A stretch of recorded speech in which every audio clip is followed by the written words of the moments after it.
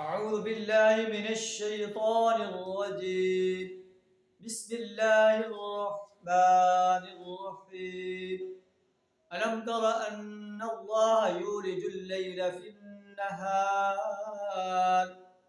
ويولج النهار في الليل وسخر الشمس والقمر كل يجري إلى أجل مسمى وأن الله بما تعملون خبير ذلك بأن الله هو الحق وأن ما يدعون من دونه الباطل وأن الله هو العلي الكبير صدق اللہ العظیم۔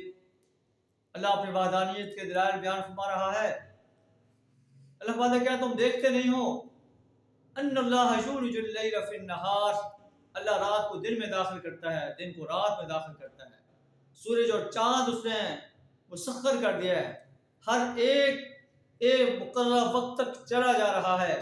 وَأَنَّ اللَّهَ بِمَا تَعْمَلُونَ خَبِيرٌ، اور یقیناً اللہ تمہارے اعمال سے باخبر ہے، جو تم رات کی تاریکی میں کرتے ہو یا دن کے اجالے میں کرتے ہو۔ انسانوں سے اپنے اعمال کو چھپا سکتے ہو، اللہ سے نہیں چھپا سکتے۔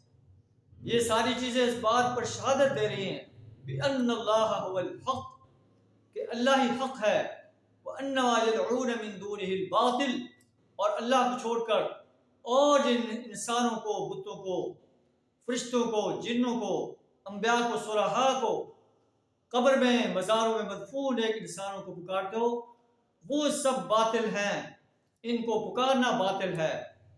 اللہ کو پکارنا حق ہے، اللہ سے مدد مانگنا حق ہے، اللہ کی وحدانیت پر پختہ یقین رکھنا حق ہے۔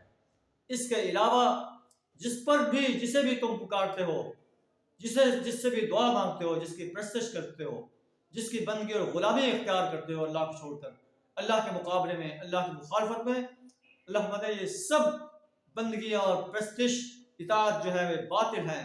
وَأَنَّ اللَّهَ هُوَ الْعَلِيُّ الْكَبِيرُ، اللہ بہت ہی بلند ذات ہے، بڑی ذات ہے، بڑائی والی ذات ہے۔ اس کی بڑائی کو قائم کرو، اس کی بڑائی کا بیان کرو، تاکہ اللہ تم سے راضی ہو جائے اور تمہیں قیامت کے روز جنت کے باغوں میں داخل کر دے۔ وآخر دعوانا الحمد للہ رب العالمین۔